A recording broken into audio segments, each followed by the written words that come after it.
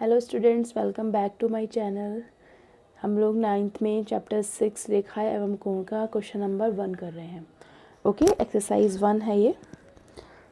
अब हमारे ये रेखागणित का पार्ट स्टार्ट हो गया है, तो हो सकता है मे बी बहुत बच्चों को इंटरेस्टिंग भी लगे, क्योंकि अलजेब्रा बहुत पढ़ ली और अर्थमेटिक बहुत ज़्यादा हो गई, बीजगणित, अंकगणित, तो रेखागणित हो सकता है आप लोगों को बहुत अच्छी लगी। और ये 6 एक्सरसाइज तो मुझे श्योर है कि सभी बच्चों को अच्छी लगेगी, है ना, compare to other exercise. 9th class में है, ये आपको अच्छी रहेगी। तो चलो एंजॉय करते हैं इस तरह के क्वेश्चंस कैसे करने हैं हमको।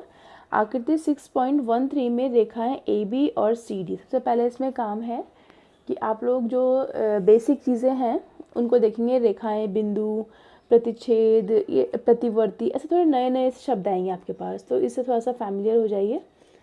और चलिए देखते हैं। और नहीं, अगर आपको कुछ कन्फ्यूज़न है तो मेरी जो बेसिक वीडियो है, मैथ्स फंडामेंटल वीडियो, उसमें मैंने ज्योमेट्री के 5 से 6 पार्ट बनाए हुए हैं। उसमें मैंने बिल्कुल बेसिक ज्योमेट्री सिखाई हुई है, तो आप वो भी जाके देख सकते हैं प्लेलिस्ट में। ओके, अब ये क्वेश्चन है, आकृति 6.13 में रेखाएं ए बी और सी डी बिंदु ओ पर प्रतिच्छेद करती हैं। तो रेखाएं A B and C D, दो रेखाएं हैं, वो बिंदु ओ पर प्रतिच्छेद मतलब कट करती हैं यहाँ पर। यदि ए ओ सी बी ओ ई, ए ओ सी बी ओ ई, यानी ये एंगल और ये एंगल, इन दोनों का जो सम है वो 70 है। ठीक है, इसका कुछ मान होगा, इसका कुछ मान होगा, इन दोनों का योग 70 है। और B O D is equal to 40 और दिस वन इज 40 डिग्री। तो बी ओ ई ज्ञात कीजिए, आपको निकालना है बी ओ ई, ये निकालना है। ठीक है, और प्रतिवर्ती सी ओ ई ज्ञात कीजिए, प्रतिवर्ती सी ओ ई। अब देखो सी ओ ई को ध्यान से देखो, या तो ये एंगल हो सकता है या ये भी तो हो सकता है सी ओ ई।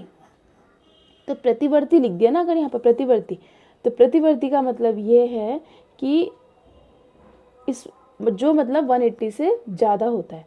ठीक है, तो इसको आप छोटे वाले को छोड़ दीजिए, जो ये बड़ा वाला है ये निकालना है आपको। आई बात समझ में? ठीक है, तो आपको मैं डार्क कर देती हूँ, क्या निकालना है आपको, सी ओ ई, प्रतिवर्ती, रिफ्लेक्स एंगल निकालना है। ठीक है, ये वाला नहीं निकालना है, ये छुटका नहीं निकालना है। और आपको दूसरा ज्ञात करना है, आपको बी ओ ई, बी ओ ई, एक आपको ये ज्ञात करना है। ठीक है, ये दो एंगल आपको कैलकुलेट करना है। ठीक है, और दिया गया क्या है आपको कि इसका और इसका सम जो होता है वो 70 होता है। ठीक है, चलो देखते हैं, शुरू करते हैं। सबसे पहले आप लिखोगे यहाँ पर दिया है, आपको दिया क्या क्या है और ज्ञात क्या करना है। दिया है और कोई इन्फॉर्मेशन नहीं दी है, ये दो इन्फॉर्मेशन दी है, इनको हम A O C plus angle B O E, इनको हम यहाँ पर लिख लेंगे। ठीक है, दूसरी पहला ही दिया, दूसरा आपको दिया हुआ है angle B O D is equal to 40 degree आपको दिया है। अब लिखते हैं हमें ज्ञात करना है। इसे थोड़ा सा जब आप क्लियरिफाई करके लिखते हैं तो आपको ये क्लियर हो जाता है कि हमें क्या ज्ञात करना है।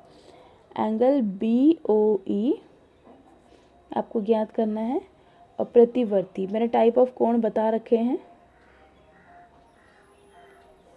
उसमें प्रतिवर्ती भी है। प्रतिवर्ती जो होगा 180 से ज़्यादा होगा, तो ये तो 180 से कम है ना, तो ये वाला जो बचा सी ओ ई, ये आपका होगा प्रतिवर्ती सी ओ ई, ये आपको कैलकुलेट करना है। ओके, ठीक है। अब हम जानते क्या हैं, यहाँ पर हम कुछ जानते हैं। यहाँ पर आप अगर देख रहे होंगे कि जो ये कोण है ये 40 है ना, यहाँ पर ये और ये आपस में ये शीर्षाभिमुख कोण है भाई, ये प्रतिच्छेद कर रहे हैं आपस में बिंदु ओ पर। तो जब ये आपस में एक दूसरे को प्रतिच्छेद करेंगे बिंदु ओ पर, तो ये शीर्षाभिमुख कोण बनेंगे यहाँ पर, और ये हमेशा बराबर होते हैं। ठीक है, ये हम जानते हैं।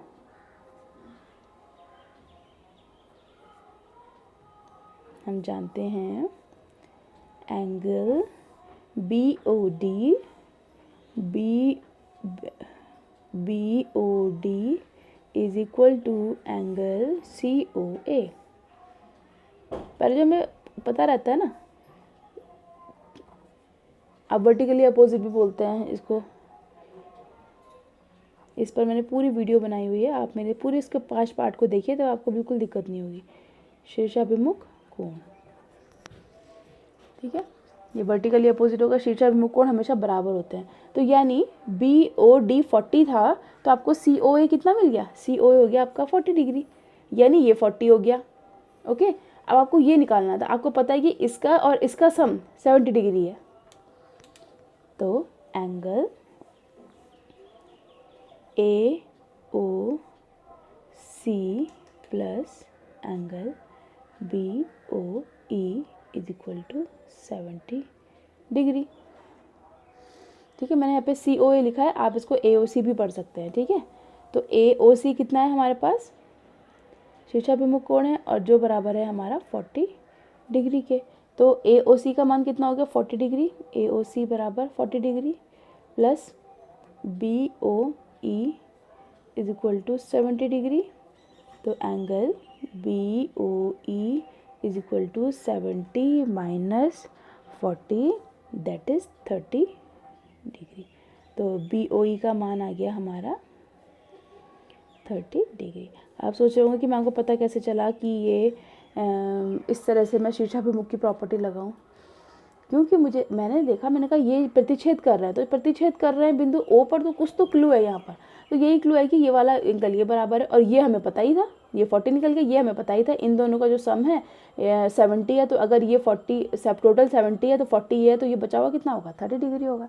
ठीक है, अब ये रिफ्लेक्स एंगल निकालने की कोशिश करते हैं, ये बड़ा वाला। तो हमें पता चल गया ये एंगल कितना आया हमारा 30 डिग्री, मैं पेंसिल से लिख दे रही हूँ, ये हमारा 40 डिग्री आ गया, ये हमारा 30 डिग्री आ गया, ये हमारा 40 डिग्री आ गया। अब हमें ये बताना है ये कितना होगा, तभी तो ये पूरा एंगल निकलेंगे। तो ये कितना होगा, तो ये टोटल, तो ये एक सीधी रेखा है, और सीधी रेखा में 180 डिग्री एंगल बनता है, और ये लीनियर पेयर बन रहे हैं। तो angle BOD plus angle DOA is equal to DOB। ठीक है, BOD और DOA कितना होता है, 180 होता है। इसको बोलते हैं हम रैखिक युग्म, लीनियर पेयर। ठीक है, रैखिक युग्म से ये 180 होता है। ठीक है, एक सीधी रेखा है और यहाँ 180 है, तो अगर ये 40 है, BOD अगर 40 डिग्री है, तो DOA कितना निकल जाएगा, DOA इज इक्वल टू 140। इसको इधर ले जाओगे तो DOA आ गया आपका 140 डिग्री। ठीक है, अब क्या करेंगे, हम इन सबको जोड़ देंगे, तो ये क्या निकल जाएगा, तो एंगल C जो पूछा हुआ था आपसे, COE इज इक्वल टू क्या इक्वेशन बनेगी, EOB, angle EOB plus BOD।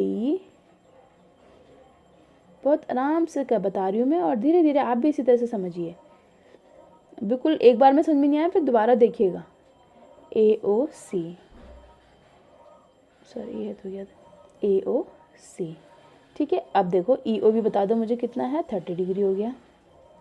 BOD हो गया आपका 40 डिग्री, DOA हो गया आपका 140 डिग्री, और AOC इज इक्वल टू हो गया 40 डिग्री। तो टोटल करके कितना आ जाएगा ये, जितना भी आएगा आप मुझे बता दीजिएगा। ओके, तो मुझे फटाफट से कमेंट करके बताइए कि इसका आंसर कितना आ रहा है। ठीक है, तो आई होप आपको ये क्लियर हो गया होगा। चलो नेक्स्ट क्वेश्चन की तरफ चलते हैं। देखो आपने ये कैलकुलेट कर लिया था, ये शायद अब आपको क्लियर हो गया होगा। ये है COE रिफ्लेक्स। ठीक है, ये वाला नहीं है, जो बड़ा वाला होगा 180 से ज़्यादा उसको बोलेंगे। ओके, चलो जितना भी आया यहाँ पर कैलकुलेट हो गया होगा अब तक, तो आप कमेंट में फटाफट लिख दीजिए। ओके, कितना आंसर आ रहा है। अब इसका दूसरा क्वेश्चन देखते हैं। यहाँ पर कुछ रेशियो आ गया है, ये कोई दिक्कत नहीं है, ध्यान से पढ़ेंगे, धीरे धीरे पढ़ेंगे। आकृति 6.14 में, ये आकृति 6.14 है, NCERT क्वेश्चन है, तो 6.14 आकृति का नाम है। रेखाएं XY और MN, XY एंड MN फिर बिंदु O पर प्रतिच्छेद करती है। बहुत अच्छी बात है, प्रतिच्छेद करती है तो यानी ये वाला एंगल इस वाले के एंगल बराबर होगा। ठीक है ना, ये वाला देखो, ये वाला एंगल है, अगर जरूरत पड़ी तब लेंगे, कोई बात नहीं। यदि POY अब पी ओ वाई कौन है भाई साहब, पी ओ वाई 90 डिग्री है। ओके, पी ओ वाई बोल दिया 90 डिग्री है, और इन दोनों का जो रेशियो है A:B ये 2/3 है। तो सी याद करिए, आपको सी निकालना है। अब देखते हैं यहाँ पर किन किन प्रॉपर्टीज़ की ज़रूरत पड़ेगी। तो जो पहले दिया है देख लेते हैं। भगवान जो हमें देता है उसको हमेशा कंसिडर करना चाहिए, जो दिया है उसी से ये सॉल्यूशन निकलता है ना। तो पी ओ वाई हो गया आपका 90 डिग्री, A/B हो गया आपका 2/3, बिल्कुल ठीक है। अब पी ओ वाई आपका है 90 डिग्री, ये दिया हुआ है। तो हमें ज्ञात करना है, सॉरी सीधे लिखो, ज्ञात करना है, ज्ञात करना है, क्या ज्ञात करना है हमें, सी का मान। बस इतना सा याद करना है, कोई प्रॉब्लम नहीं है। सी का मान याद करना है। तो angle P O Y is equal to 90 degree. Okay, तो आप यहाँ पर ध्यान से अगर देख रहे होंगे तो अगर ये 90 है, टोटल 180 होता है, तो ये 90 है तो ये टोटल भी तो 180 होगा।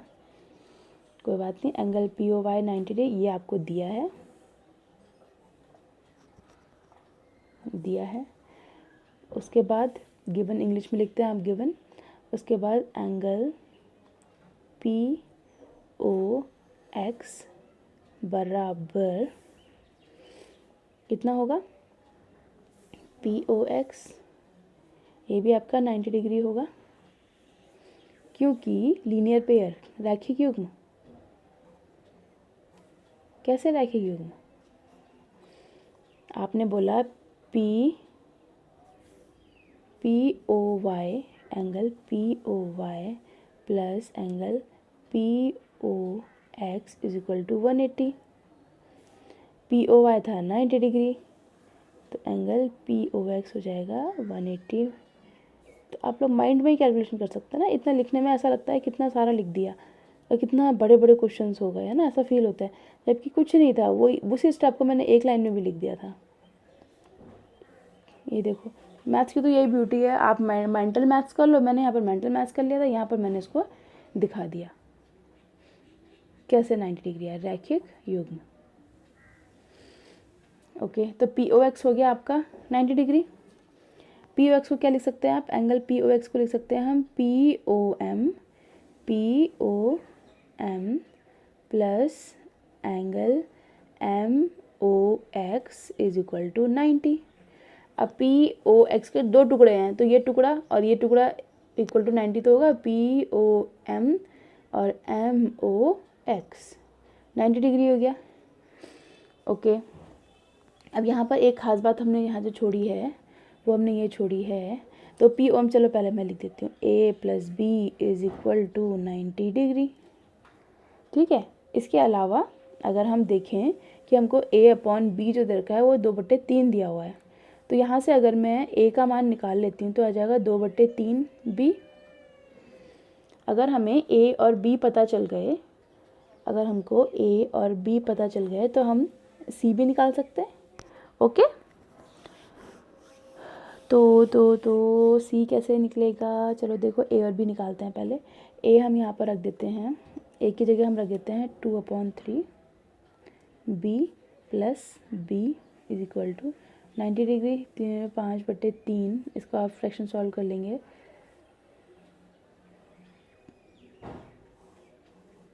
इसको मैं ऐसे बना देती हूँ। ओके, तो हो जाएगा आपका, इसके बाद मैंने यहाँ स्टेप दिखाया है, तो जाएगा आपका 5/3 B is equal to 90 degree, B is equal to आ जाएगा आपका 5 से इसको कट करेंगे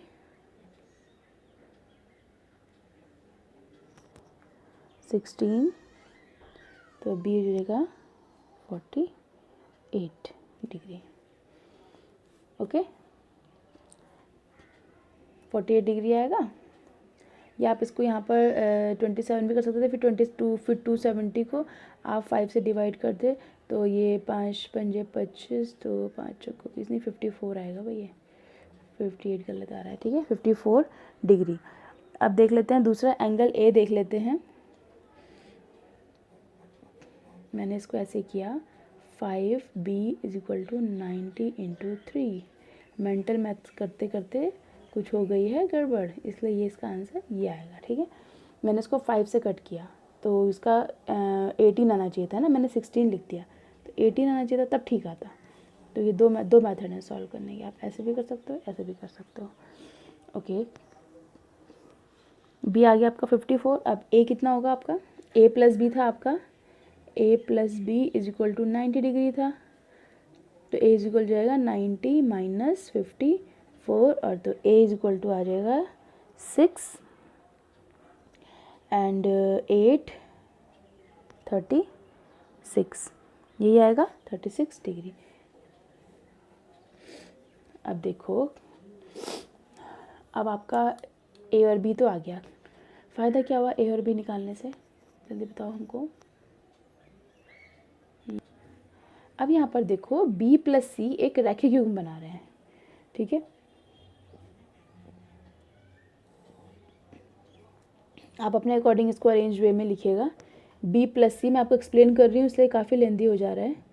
तो जो एंगल b + एंगल c = 180 होंगे, क्यों, रैखिक युग्म से। तो एंगल b कितना था हमारा 36 डिग्री प्लस एंगल c = 180। अब मैं जब आगे करूँगी तो इतना ज़्यादा एक्सप्लेन नहीं करूँगी कि मैंने आपको 2-3 कॉन्सेप्ट बता दिए। एक तो रैखिक युग्म बता दिया है, यहाँ पर 36 था ना ये, हाँ 4 हो जाएगा यहाँ पर, और ये हो जाएगा आपका 7 4 5 6 7 1 कुछ मुझे गड़बड़ लग रहा है ये, 1 मिनट। b + c था ना, b कितना था, b अच्छा a 36 था ना, b तो हमारा ये था, कहाँ गया b हमने कहाँ निकाला था, ओहो 54, b हमने 54 निकाला ना, तो मुझे लग रहा कोई कुछ गड़बड़ हुई। 54 डिग्री, ओके, तो ये जाएगा 54 डिग्री, और ये हो जाएगा आपका 6, और हो जाएगा आपका 7 126 डिग्री। तो जो एंगल सी का मान था यहाँ पर मैं लिख दूँगी 126 डिग्री, ओके। तो b + c लिखना था आपको 180, b आपका 54 आ गया था, और यहाँ पर थोड़ी हौच पौच हो गई तो कन्फ्यूज़न हो गया, ठीक है। अब आप ध्यान से देखिएगा, पहले हमने क्या किया है, यहाँ पर हमने ये बोला कि ये 90 है तो ये भी 90 होगा, क्योंकि 180 है तो अगर ये 90 डिग्री दिया हुआ है तो ये भी तो 90 होगा, तो a + c कितने होगा 90 होगा। देखा जाए तो ये एक लाइन का क्वेश्चन था, a + c यहाँ से स्टार्ट होता है एक्चुअल में, a + b जो होगा वो 90 हो गए। आपने यहाँ से इसका मान उठा दिया अनुपात से, तो इक्वेशन b में आ गई, तो आप b यहाँ से आपने निकाल लिया, a निकाल लिया। जब a और b पता चल गया तो ये एक रैखिक युग्म बना रहे हैं, तो b माइनस कर दिया तो ये c निकल गया, ओके। अब इस क्वेश्चन को आपने समझ लिया है। अब इसको इस तरह से कॉपी ना करें, इसको अपनी लैंग्वेज में कॉपी करें, एक बार रफ में करें, फिर उसको डायरेक्ट आप अपने नोट्स बना लीजिए, ओके। चलो, थैंक्स फॉर वॉचिंग। अब नेक्स्ट वीडियो में मिलेंगे हम लोग नेक्स्ट क्वेश्चन में। तब तक आप इन 2 क्वेश्चन को बार बार रिवाइज करिए, ओके। Bye bye.